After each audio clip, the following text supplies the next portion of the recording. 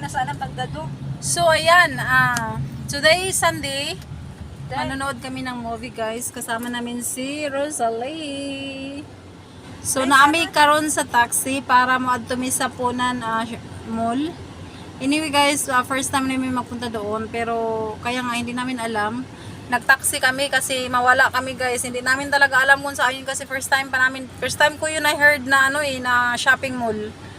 Kaya talagang nakapag-taxi kami ngayon. Ngayon dahil Rosalie. So yung time ng namin ng movie is 5:35. So kailangan naming mauna doon kasi hahanapin pa namin guys kung saan yung Golden Village. Kaya ayaw namin malate. So ayan, good luck sa amin kasi yung title ng yung movie na panoorin namin guys, bagong labas daw yun sabi ng amo ko. Mission Impossible siya pero hindi yung, di ba may yun, may part 1, part 2 ganun. Pero yun daw yun ay bago siyang labas, bagong labas siya. Bagong ginawa ba na wala siyang, siguro part 1 pa to yung Mission Impossible. Kasi nakapanood ako ng Mission Impossible, yung part, part na yun.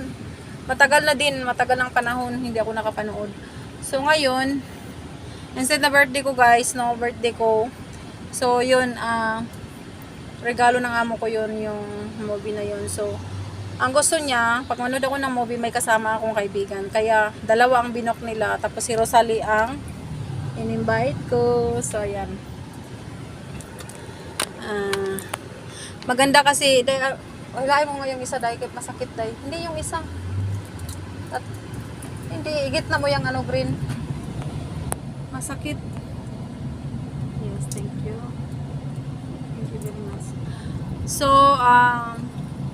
may na doon nga, in order ng amo ko, may mga snack na guys, parang dinner na namin yun. So, hindi na kami bibili ng pagkain.